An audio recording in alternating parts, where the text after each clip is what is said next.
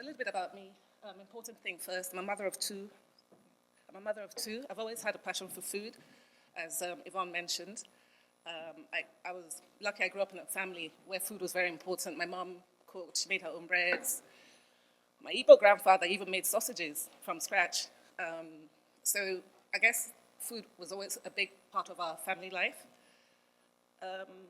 Although I studied computer science, what a lot of people don't know is I actually have a very creative background. I started off life wanting to be an architect, but I think it was a recession in the 90s, and I thought I'm going to study for 7 years and come out and not have a job.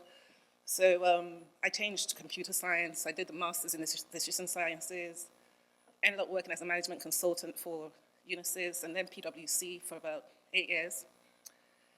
And then at some point I decided, when I had children, it was hard actually being a management consultant because I had to travel a lot around the world, mostly around Europe. But that had advantages in that I got to eat lots of different foods from different places. So I had to find something I would, do. So initially I set up a shoe shop because I happened to like shoes. And after a while, but at the same time I was also doing a lot of cooking, obviously because I was at home a lot of dinner parties. And then started, Facebook. And I remember the first picture I put on Facebook, and it was funny. People started commenting a lot. That encouraged me to, be a lot more creative, a lot more daring, if you want, with the dishes I posted. And as a result, I was invited to Nigeria to come and train some executive, catering staff of a large organization. That was very nerve-wracking. I was thinking, I'm going to Nigeria to teach Nigerian chefs how to cook Nigerian food. It's like taking calls to Newcastle. But, the HR director said to me, look, all I want is for you to imbibe your passion. I want them to know that this could be a career for them so that they can, when they do leave here, they're not going to stay here forever. They can try and create, a career for themselves or businesses for themselves. Actually worked quite well, as I was there for 3 weeks. I was only supposed to be there for 2, but they gave me an extra week. So as a result of that, I set up a company. Well, I had set up a company in Nigeria so I could get paid, and then started my new career, really. At some point, people kept saying, so it's all been quite accidental, people kept saying, why don't you write a book? Why don't you write a book? Your pictures, okay, just do a picture book for us, Your pictures are so lovely. So I did write, the Quintessentially Recipes is not actually my first book. I have another book, which is huge. It's just I'm looking for a publisher, so if you know any publishers, let me know. Anyway, my older daughter describes my food as Nigerian food with a twist, and I've got loads of pictures to show you, so let's see what you think. So when we're talking about fusion, actually when Yvonne asked me to do this, I was wondering what I could talk about, and then I realized probably I was the best person to do it because not only is my food about fusion, I myself am a product of fusion.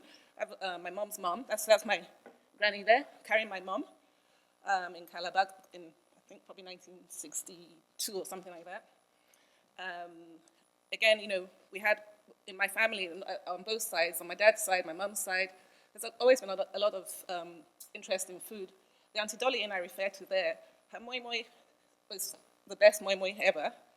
I don't know if my cousin Dundum is here, because I can't remember her real name, because she had a restaurant in Onitsha called Dolly Inn, and everyone knew her about just for her food. That picture there is my granny's chicken curry, which I loved eating whenever we went to her house. The best thing about it were the side dishes. I don't know if anyone remembers that. And a key component of it has to be ground crayfish, which sounds really bizarre, but it's so lovely. So there we've got pawpaw, coconut, nuts, what else? Spring onions, tomatoes, all chopped up very finely. And then you just basically help yourself to what you want and make your own dish. But it must always have crayfish, and you must always have boiled eggs, but I don't eat eggs. The first time I made this, my children said, well, why haven't we ever eaten this before? It's so nice. Because, again, like me, they enjoy taking little bits to add to the food. But it takes so long to, to chop up all the veg. And so I said, well, maybe once a year. So, again, part of my influences not just my family, but my surroundings. So believe it or not, Onitsha used to be a very cosmopolitan city. It was. People don't seem to believe it now. That's our back garden. I think it was my brother's birthday. You can see loads of multicolored children there. And, there were loads of foreign wives there, and they made up this thing called the Niger wives to give each other support and, pass on recipes. A lot of them will make jams. So every now and then, for instance, my mom will get in a car, take us off to Obosi, which is where I come from. There was a pig farm there. And then we would basically spend all day making sausages. And then I'd be put in a car with the driver to take them around all the Niger wives. So you can see why food is part of my life. And then, so after the first 15 years of my life, we moved to England. Luckily enough, again, London, which is very cosmopolitan. I could probably eat the world just from, within 5 yards, not 5 yards, 5 mile radius of my house, and that's one of the things I love best about London. So when we think about food, for me, I always say that Black African food is the last frontier of the culinary world, because you don't really see mainstream, Nigerian food, for example, hasn't managed to get onto mainstream media here. People, apart from Jamie Oliver doing his jollof rice thing recently. Yeah. So, and I've always wondered why, because, other people, they do enjoy our food, other nations. I remember my friend's husband, the first time he ate my beans, Nigerian beans, he said to me, my God, this is, he was just blown away by it. So for her birthday, I decided to give her, I bought all the ingredients for her, and I gave it to her, and with a recipe. This was a long time ago before I learned how to write recipes. So I did, like a normal Nigerian recipe. Yeah, so just wash the beans, put it in, add oil, water. So he said to me, Nky, that's a shopping list you gave us, not a recipe. So I had to make it for them. But what I found really interesting is just looking at the way food is changing, even within Nigeria. So, these traditional weddings now, the Igbo traditional weddings, they're making very exotic cakes with, depicting traditional scenes. I'm not a cake maker anyway, so maybe that's why I find them very impressive. And then the other thing I've found quite interesting in part of the research I've been doing is just, I'm always very interested in connections between various cuisines and, how food transcends different communities. Like even within Nigeria, for example, when I was writing the Efik book, it turned out that actually one of the most famous Efik soups, afang, is actually an Igbo soup. So when I was told this, I thought, no, this can't be true. So I asked, they said, yeah, it's your soup. We took it, but we made it better. So I asked the Obong of Calabar, who I happened to, I was lucky that I was introduced to him. So I said, I can't write this thing down before the Efik people kill me if it's a lie. He said, no, we did. He said, it's Okazi soup, but our own is better than yours. I was like, oh, wow, okay. So for me, it's really interesting. But more on that later. So people often ask me, what makes your food so different? Well, one thing most people say, my food's quite colorful. But also what I try and do, one of the things that I think puts people off, or non-Nigerians off Nigerian food, is that our presentation is just terrible. I remember going to a restaurant, I ordered okra soup, and they brought, why would you put it on a flat plate? It was just slopping around, just little things like that. Get the right plate, do exciting things with the food, make sure the plate is clean, just basics like that would be great for a start. But as well as that, I've been trying to, because I'm going to have to say this, but I think Nigerians are quite boring when it comes to food. You just tend to eat the same things over and over again. So I'm trying to get people enthused about our food. So for example here, would anybody like to guess what this is on here? Yeah, there's all moi moi, but just using different shapes. So with the one on the leaf, that I was thinking about moi moi canapes. So literally you can pick it up with a toothpick, as you can see. And then I thought, oh, why don't I put some bits of meat or prawns in between? It's a bit fiddly to do, so you'd really have to like cooking and then have lots of help. This one, which I call moi moi toppers, that came about because there was something I saw. There was some Asian thing. I think it was Filipino. It's called potato. I think they called it potato cakes, but it was made from sweet potato, and then they topped it with all sorts of things. So I thought, oh, that could work with moi moi, and I tried it out. And I think the good thing about this is by doing stuff like this, because I find a lot of non-Nigerians don't really like moi moi, and I think it's a texture, because it's a texture they're not used to. But when you start adding other things on top of it, then it seems a bit more palatable for them, but maybe that's just my experience. Here, so the one on the abacha there, that one was for the training I mentioned, what I did in Lagos. That's actually their plates. I wish I could tell you who they were, you'd be very impressed. The other one, the Wham Plantain, was a Facebook friend of mine just mentioned this thing, which I thought sounds really nice, so let me try it out. So in the pot behind is meant to be some palm oil that you just drizzle over it. These two pictures are from the Igbo book, Quintessentially Igbo, which hopefully should be ready soon. So again, instead of serving the agidi in, I don't know, big bowl, you could chop it. And actually, it's easier to do this with agidi because agidi is served at room temperature anyway. When people start faffing around with pounded yam and gari, I've seen some funny things they're doing. Basically, the food gets cold before it gets to the table. So that's another thing people, because I think I've seen quite a lot of people doing some really nice things or some really crazy things with food on social media. And I think what I keep trying to explain is fusion is not about going crazy. The food still has to be palatable, and as well as look good. That's your normal pada, and I had actually done that one in a leaf, and then we just decided to, chop it up and make it look pretty. I don't know if you know that's like made from plantains. I personally don't like it that much.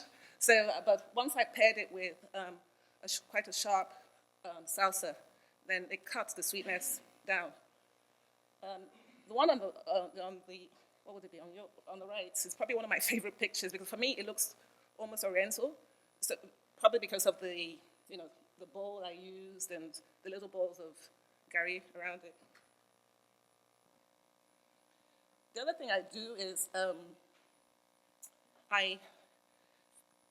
as well as doing the presentation, I also, take one thing and then just keep playing around with it, see what I can come up with. So the flat one was a very old picture, so I think from about 4 years ago. It's akara, but I was thinking about falafel, the Middle Eastern falafel, and I thought, well, we eat bread and, akara and agege bread, so why don't I, try it out, which I did. But what I did was I paired it, with, in this case, a salad and then chili sauce. So we still got our Nigerian flavors there. It's really good with hummus and salsa verde. In this case, I had you don't know about my pop-ups yet. Anyway, I had people around to dinner a few weeks ago. Were you there, Ify? Yeah. So please, okay. So basically, a friend of mine, who's not here, another friend, she took the akara and some hummus, and she said, oh my God, what have you done to me? Now I'm going to go around Lagos looking for where to get akara and hummus, and all these akara sellers be wondering what I'm talking about. She was like, so that worked really, really well. I think everyone was quite surprised about it. Then the other picture is just two types of akara. So one with fried in palm oil, and then the other one plain. The rolls there are inspired by agege bread, but rather than have a big lump of bread, I decided to make them into rolls. Sometimes I even put herbs and akara or spring onions, or just, put anything in it. Well, not anything, but you know what I mean. The other way I also change my food, as it were, is I steal, borrow, beg, whatever, from other cultures. So, and this one was actually funny how it happened. I was going to pick my daughter up, from the coach, but that was my other daughter when we were a bit early. So I thought, oh, let's just go and buy some stuff. So I actually went into a shop to buy, I don't know what I went in to buy, one or two things. And you know how it is. You come out with things you didn't know you wanted. So I saw these beans. They were that long. So I said to the shop guy, I said, what are they called? He said, they're called long beans. I thought, okay, good name. So I bought them, took them home. Then I started I didn't know what I was going to do with them, 'cause I'd never seen them before. So I looked on the internet, and I looked, several places, and I thought, hang on, this thing is the same botanical name as Iweka. So I checked how they used it, and they use it as stir fries. It's Asian. So I thought, let me try Iweka in a stir fry then. And I was trying to do it so it was completely Nigerian ingredients, if you know what I mean. It didn't quite work until I added soy sauce. Once I added soy sauce, that was it. It was really, it was actually really nice.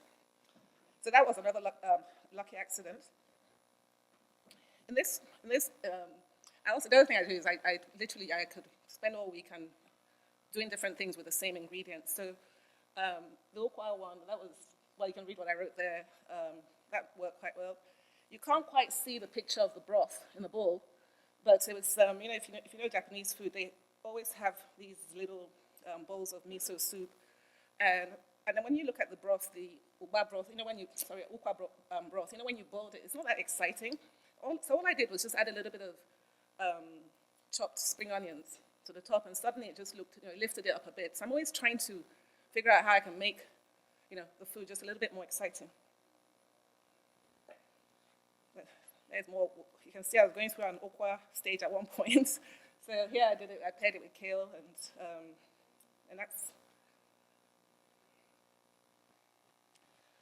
So anyway, after all that, I was invited to Nigeria. So I spent about 4 months last year working for a boutique hotel in Nigeria. So I set up their menus and did their restaurant for them, trained some of their chefs. IK, for one, has eaten there. Haven't you, IK? Yep. And so again, I think initially they wanted to have a Asian fusion, but they couldn't find a chef. So anyway, so I tried to do Nigerian fusion or African fusion. So here we've got, although sometimes you confuse some of the customers. So you see the way I did the beef suya. So somebody ordered beef suya. We sent it like that. He sent it back. This is not suya because it's not on a stick. And they will say, no, you guys don't know how to make suya. This is not suya. And I was thinking, well, why would you want all the hassle? Anyway, maybe that's the fun of the suya. I don't know. In fact, you get more meat this way. So that was quite funny. And then the bazaar rice actually is an Eastern rice. It's sort of smoky with lots of things in it. And we were pairing it with a sudodo, which was probably my best seller. Asu is the goat meat, roast goat meat, very spicy, and then with chopped plantains. The vermicelli prawns, people really like that. That one we did it with a pineapple and a spicy pineapple salad, which sounds really bizarre, but it really works. So back to my life again. As Yvonne mentioned, I've written quintessentially Efik recipes. You can buy it on Amazon if you like. The Igbo one is in production. My Lagos kitchen is going to be slightly different. I'm hoping to remember all the crazy stories of my chefs and I in Lagos, and then there'll be recipes. Little things such as I said, could I have? I said, where's the colander? And the guy said, he said, Kola, Madame is calling you. So I said, so Kola says, Madame, I'm here. And I said, I know you're there. I can see you. I don't need you. I said, where's the colander? Madame, we just don't understand your accent. So I said, okay, the thing that was here, the pink bowl that had the holes, where is it? Oh, perforated basin. I said, how is that easier to say? So you have to keep remembering, you have to say, bring me the... At some point, I said to them, you guys are going to have to learn to speak like me because I want to, when I go back, I want other people to still be able to understand me. I've got children, I need to understand me. So anyway, stories like that hopefully have been there. And then the Modern Nigerian Cookbook is, like I said, my very first book, but it's about 350, it's practically an encyclopedia. So what I may do, I'm considering doing is taking out bits and making smaller books, because at the moment I'm self-published, so it's quite hard to self-publish quite a big book. So a couple of sample pages from the first book. So like I said, I was lucky that I was able to get the backing and support of the of the Obon and his wife. So that's his wife. And then the two ladies there are the custodians of ethnic culture. So basically, how will I say it? Verified the book for me. So that was quite nice. I even got a title, but I forgot my title. They gave me a title. I've forgotten my ethnic title. But I remember my name. My ethnic name is Ikwo. So they named me as well. So the books basically will follow the same format. So a little bit about culture, the ingredients, and then recipes. So people who bought it have enjoyed it. They've enjoyed reading it. The other thing I've been doing pop-ups. I think there's at least 4 people here who've been to my pop-ups. We started last August, and so basically people pay me to come and eat in my house. In the summer, we have nice big garden ones. So those were monthly ones, and that's my cousin, the grill meister, making some suya. And then, basically every month it's different. It's different food. But then in the winter, I wasn't going to do any more over winter, but people were like, no, we can't wait till April. So in the winter, I started doing sort of smaller ones, each with a different theme. Actually, even the summer ones had different themes, because we've had a celebration of rice, we've had, I've forgotten what the other ones are now, but recently I've been doing regional ones. I think the first one I started with was a Hausa one, and of course, I don't know, people are like, do other people have food? I said, of course they have food. Nigerians, they just crack me up. So people enjoyed that. Then the next one was Efik. That one, people were literally begging me to come, and I was like, nope, I can only have, maximum 20. Because even 20 is too much. I wanted 15. Then we did Yoruba. Is Yoruba food sweet? I said, yes. Do they have food? Are you sure? What do they eat apart from rice and amala? I said, I have quite a lot. And this is not just Igbo people saying this. It's different people. Even some Yoruba people were asking, do we have food? Then we went, the last one we had was the Igbo one, which again, I had a very big demand for, so that was quite interesting. I was meant to have it. I would have done the next one today, but obviously I'm here, so I'm not.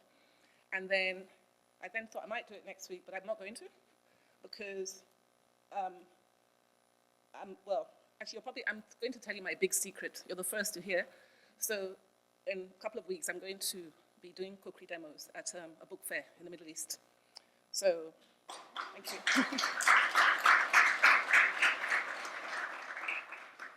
And then that's really it, really. And then, the first pop-up was quite interesting because we had the BBC there recording it. So I also, if you Google my name, BBC, you'll see me talking. And that's it. Thank you very much.